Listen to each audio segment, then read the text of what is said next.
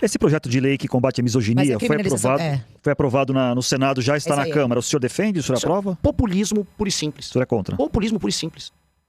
Não é necessário ter uma medida legal para proteger, impedir que mulheres sejam vilipendiadas em redes, por exemplo? Se alguém cometer uma calúnia, uma injúria, uma difamação, hoje a legislação ela contempla as formas das pessoas se defenderem. Agora, você cria espaços cinzentos para arbitrariedades, para discussões, por vezes, bizantinas. Eu vi uma discussão, nem sei se foi aqui no UOL, sobre, olha, uma mulher ser interrompida no ambiente de trabalho é qualificado como misoginia. Entendi, e aí isso vai ser equiparado à injúria racial?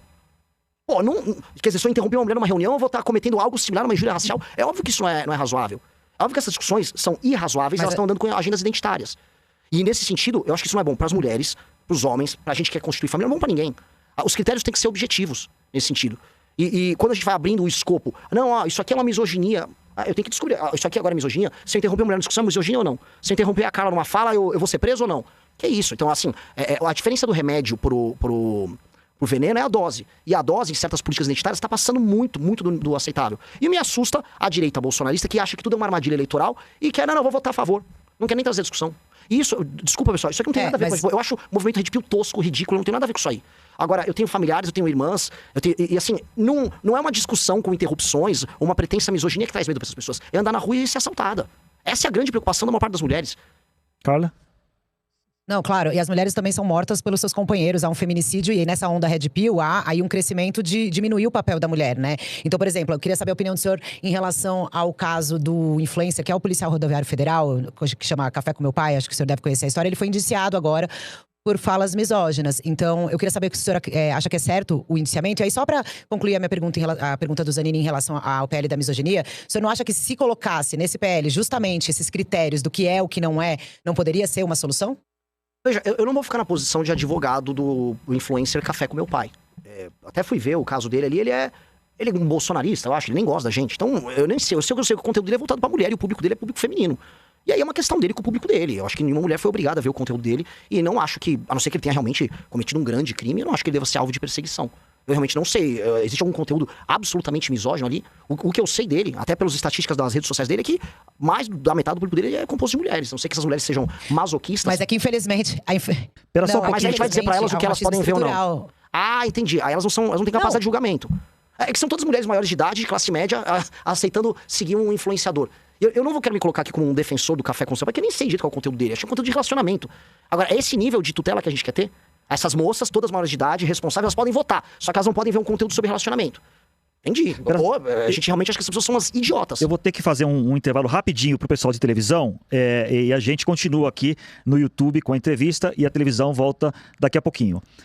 Carla, você ia falar, mas você ia emendar? Não, eu só queria completar, Renan. É que eu acho assim, claro, são mulheres adultas, mas é que a gente tem um machismo estrutural enraizado e nós temos mulheres machistas, é evidente. É uma questão cultural mesmo. O senhor acha que isso também não tem que ser atacado? Então vamos criar filhos machistas que vão continuar agredindo mulheres e mulheres que vão continuar agredindo a ser subservientes aos maridos? Você acha que a gente não tem que tentar evoluir como sociedade? Eu não entendi o ponto. Assim, então, as moças que seguem esse cara, eu não sei o conteúdo dele. É um conteúdo sobre relacionamento. É um básico que eu sei.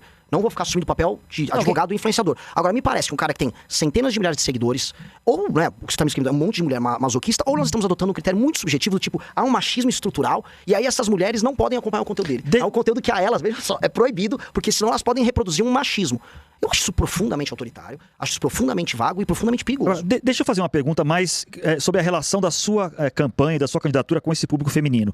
Claramente, o seu público prioritário nesse momento, o senhor já falou isso em algumas entrevistas, são jovens, ali, né, de 20 a 30, até 30 anos talvez, e majoritariamente homens. Essa certa dificuldade com o público feminino que o MBL tradicionalmente teve, que talvez o senhor tenha também na sua pré-candidatura, o senhor acha que tem alguma relação com alguns episódios aí pelos quais o senhor foi acusado no passado? Acho que o mais notório deles, embora não seja o senhor diretamente a pessoa que falou aquelas frases famosas, foi o Arthur Duval, vulgo Mamãe Falei, né, naquela célebre viagem à Ucrânia, frases que eu acho que não preciso nem repetir aqui, mas o fato é que o senhor estava na viagem também, o senhor estava do lado dele, não sei se o senhor ouviu ele falando essas frases, mas enfim, o senhor acha que tem alguma resistência, esse passado de algumas críticas a comportamentos com mulheres pode, de alguma maneira, influenciar nessa dificuldade que o senhor pode ter na campanha? E se o senhor aceita e admite que cometeu alguns exageros e alguns erros com esse público no passado? Não é. É que o fenômeno da direita em rede social, ele é bem especial. Todo fenômeno de vanguarda à direita,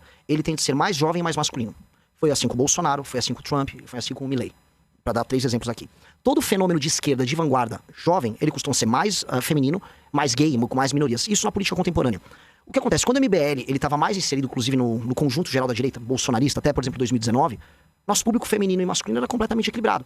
Nós tínhamos uma participação de mulheres mais velhas bem maior. Mulheres mais novas nem tanto, porque elas estavam mais à esquerda. Isso no mundo todo, tem inúmeros estudos sobre isso.